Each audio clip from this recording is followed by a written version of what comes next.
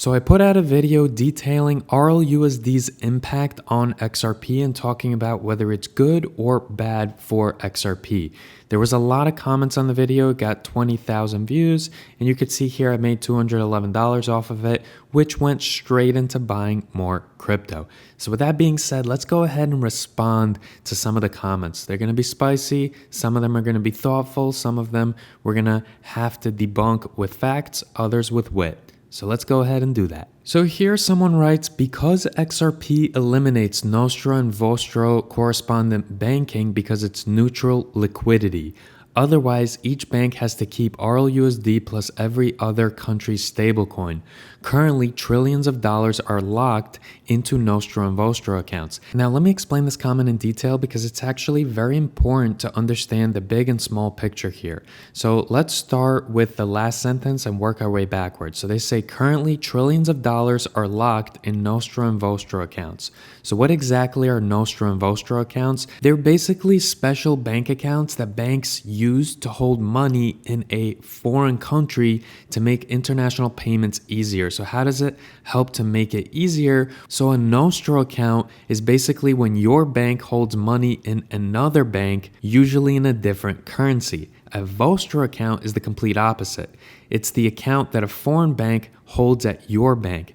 Now, these accounts are needed because think of it, without them, banks couldn't quickly send money internationally. They'd have to wait for days for currency conversions and transfers. Now, the reason that today there are trillions of dollars just sitting in these Nostro and Vostro accounts around the world is just so banks can be ready to send payments when needed. So essentially, they're pre-funding different currencies. Now, theoretically, XRP eliminates that by being a single bridge across all currencies.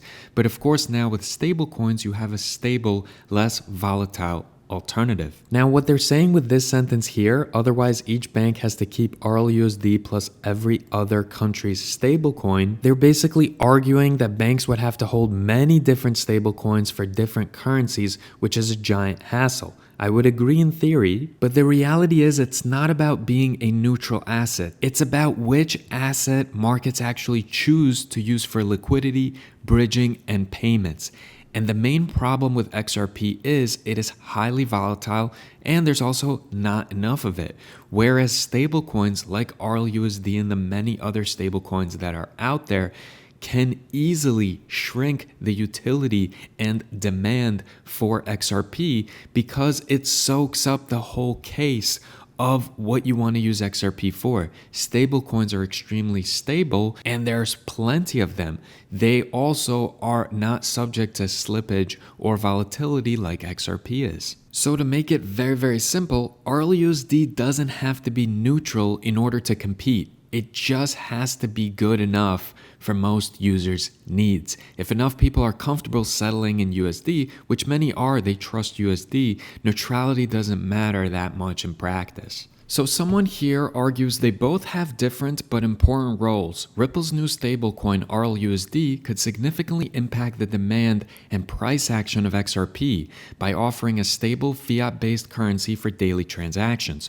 RLUSD could attract more institutional adoption, which would drive increased usage of XRP as a bridge asset for liquidity and settlement. At the same time, RLUSD may help Ripple navigate regulatory hurdles, fostering a more robust and diversified Ripple ecosystem.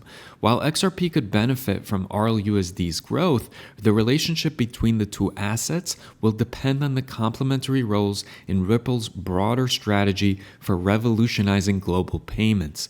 Ultimately, the future demand and price of XRP will likely be influenced by both the success of RLUSD and XRP's continued utility as a bridge currency in RippleNet's cross-border payment system. Now, I have a feeling this person wrote this with AI, but still, it's written well enough that it warrants a response. So here's what I would say on that matter. Institutions are totally going to prefer the stable fiat-backed asset like RLUSD, which is just pegged to the US dollar, and so the actual volume and demand for XRP is going to sink. Even if XRP stays available as a bridge, it needs super strong daily usage. It needs really, really deep liquidity to maintain and actually grow its value. I do strongly believe that if the XRP ledger is successful, as far as the bridge currency utility, RLUSD is going to become the preferred bridge. And that means XRP is going to be sitting on the bench, on the sidelines, watching all the action happening. So I understand why many are hoping that they can complement one another. I am really, really suspicious of that. RLUSD could unintentionally cannibalize XRP's utility, and I believe that the Ripple team actually on purpose put out RLUSD because when XRP originally came out, there were no stablecoins. There were no solutions. Now there are. What's been rubbing me the wrong way is the way that the team at Ripple is responding to this. So for instance, Joel Katz, the CTO or Chief Technology Officer, he explained that the new RLUSD stablecoin will drive an increase in trading volume and open up new chances for the developers within the XRP Ledger ecosystem. He stated that the launch of RLUSD will make XRP Ledger more functional, enabling it to manage both crypto and fiat assets more effectively. That is great for the XRP Ledger and the team at Ripple, which are going to make bank. I'm worried about the XRP investor. If you own XRP, you're just the owner of XRP crossing your fingers hoping the price is going to go up. I believe that RLUSD, because it destroys the whole bridge currency utility of XRP, is actually not going to do good things for XRP in terms of price for the long term. This is also why you're seeing the Ripple team start pivoting to RWA, the tokenization of real-world assets and all that other jazz, which we'll get to in future videos. Because again, utility doesn't survive based on intentions. It survives based on what's easier, safer, and cheaper. And RLUSD is a lot easier for on and off ramping. And I do believe that it renders XRP completely obsolete in that sense. Here someone writes, great video with questions that all of us have. Will RLUSD dilute the value and need for XRP? After waiting all these years and enduring so much pain, I hope they don't abandon us. I hear you, and that's why I'm asking the really tough questions, because after all these years, there's a lot of XRP holders that have stayed really loyal through insane ups and downs, and I don't feel like the team is giving good answers, and they don't have a ton of clarity and transparency, which is really important. And for those that have been holding XRP for a long time, it's really hard to think that Ripple would screw over the community that kept them alive through the darkest times, and the community that continues to fund their marketing and operations, because remember, they unlock 1 billion XRP, sell a bunch of that throughout each month, and who do you think is buying that and keeping them afloat? It is the retail investor. But the reality is loyalty doesn't pay the bills if utility shifts somewhere else. It just doesn't. Right here you have David Schwartz, or Joel Katz as he's referred to, which is the CTO at Ripple, and he says to a post that someone said XRP isn't security because Ripple doesn't actually owe you utility or anything else. They're free to dump on you and you have no right to do anything about it other than join them in dumping XRP. That's why XRP is not a security. He says 100% correct. In my opinion, Ripple can, will, and should act in its own interest. You should not expect Ripple to act in your interest to the detriment of its own interests or those of its shareholders. He's telling you up front that number one is the company, number two is the interest of the shareholders, which retail owners of XRP are not, and number three is maybe they care about the price of XRP. But the reality is you have to listen to the actual C-suite and listen to what they're telling you, not what YouTubers are trying to stuff down your gullet because it helps their YouTube algorithm. Here's someone saying it's not just the RLUSD that's going to run on XRP. Almost everything will run on XRP. This is so freaking important for you guys to understand. The XRP ledger is not XRP. So I think this person is referring to the XRP ledger when he says that things are going to run on XRP, because RLUSD does not run on XRP, it runs on the XRP ledger. Also, if a ton of things run on the XRP ledger, it doesn't mean it's going to boost XRP's price or even demand. Yes, anything that runs on the XRP ledger does use some gas, which is XRP, but it's a negligible amount. Please go look up the video that I created on XRP tokenomics. It is very helpful for you to actually understand the project. And on that note, someone here says you have to purchase XRP to obtain RLUSD. This will definitely cause a supply shock. It will definitely help move institutions trillions. Let's just say it was the case that you needed XRP in order to mint RLUSD, right? It's a one-time event. It's not ongoing demand. Supply shocks only matter if there's constant new buying pressure, not just a short phase, right? What matters long-term is daily XRP usage, not a quick one-time event. This is really important for people to understand. And I also really want to stress, there will be gas fees in the form of XRP, but that gas fee is basically just there to prevent spam. It is so tiny, it's absolutely negligible. No positive supply shock is going to result from that. This one's incredible. The RLUSD will flip Ethereum, Bitcoin next. Get your mouth guard. And then he follows up and says helmet, elbow pads, and gloves. This is so ridiculous. RLUSD is a stable coin. It's people like this that are investing in RLUSD thinking they're going to make money. It's literally pegged to the US dollar 1-to-1. RLUSD is not designed to flip anything. It's a stable coin. Not a smart contract platform, not a volatile asset meant for, driving market cap battles. That is not what it's for. If anything, RLUSD's growth is just going to pull attention away from XRP, not boost it. So hype is incredibly easy, especially when it comes to crypto.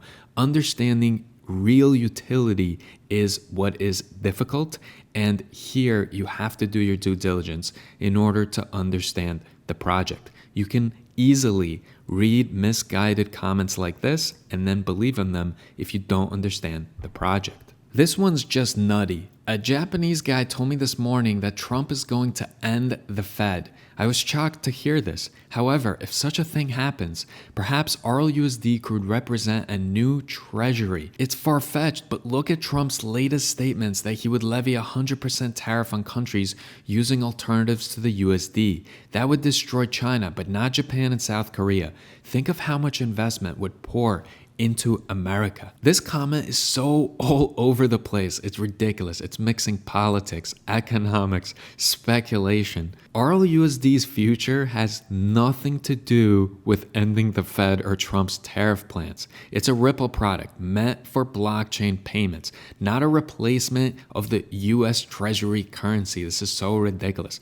RLUSD will live or die based on institutional adoption and real-world usage, not political shockwaves or conspiracy theories like this. This is a ridiculous comment, but I wanted to show it to you guys because it's comments like these that sometimes get the most amount of likes, which makes me think that people actually believe in this hogwash. Here someone writes, the demand for XRP is ISO 20022. XRP is the first body member, XLM is the second, and that stablecoin is going to bring in new money. Remember, XRP is the world's bridge currency. It's tradable for anything that holds value. Also, Trump made an executive order 13772. It's to adapt and innovate non-bank and fintech companies. That ISO 20022 standard is there. Once that happens, watch everything fall in place. I really want to address this because the whole ISO 20022 is a common theory that I hear. And again, being ISO compliant doesn't force banks to use XRP in any which way. It just means that they can read and send messages in a modern format. ISO 20022 is just the messaging standard. Doesn't guarantee demand for any specific token, including XRP or XLM. There are many of them. Perhaps this does give some sort of advantage to some of them, and some of them will be adopted, but there are so many options. I would totally get it if XRP was the only ISO 20022 compliant crypto out there, but it's just not the case. Here someone says the XRP ledger are the train tracks, the XRP coin is the train cart. The asset, RLUSD, gold, remittance payment, etc., are the goods in the train cart. You cannot move the product without the train cart. XRP over the tracks. XRP ledger. This one is very, very easy to explain because XRP is just one option for movement, but it's actually not a mandatory vehicle for every transaction on the XRPL. Again, I mentioned the gas fees, they are negligible. So basically, I'm gonna answer this analogy with another, I guess, analogy or metaphor. Train tracks don't care which cart you use, and that's exactly the risk XRP faces, especially because Ripple released RLUSD, which can be used for the same exact thing without the volatility or slippage concerns. And the last comment that I'll address says, I believe that 10 XRP are burned to create 1 RLUSD. Therefore, that would affect the price by lowering the total available XRP in circulation along with what everyone else has mentioned! Exclamation mark. This is not accurate. There's not going to be any meaningful XRP that needs to be destroyed or permanently removed to mint it. The only XRP that ever gets burnt is a tiny transaction fee every time any action happens on the XRP ledger, and it's microscopic, it's negligible. I will link in the description of my video, the tokenomics of XRP video. Please watch it. I am imploring you guys to do that. And the very last comment that I will address is quite a snarky one, but I get where they're coming from. Someone writes, I think you have realized that being a passive-aggressive contrarian gets you clicks for your nauseous YouTube channel. The reality is, if I went ahead, like all of the other YouTubers out there, and told you that XRP is going to $100, $1,000, $10,000, and I was making videos about that in November, December, and January, I would have a check mark next to my name. I would have made probably 10 times the amount of ad revenue that I made during that period, and I would just move on to something else now that XRP is doing nothing. But I have, unfortunately, something called a moral compass. I also have mirrors in my house, and I have to stare into these mirrors and look at myself in them. And I cannot be a snake oil salesman to you guys. I have to stay true to what my actually beliefs are and to the facts. Now, I don't know if I'm one of the only ones sharing this because I actually truly understand what's going on and have done the due diligence, or if people are just maliciously trying to trick people into thinking that it's going to hit 10,000 XRP so that they can go ahead and take out their profits before you do. But the reality is, I believe none of these YouTubers that are selling people on XRP hitting $1,000 or $10,000, I don't believe that any of them actually believe that if they have more than 10 brain cells in their skull. That's just my humble opinion.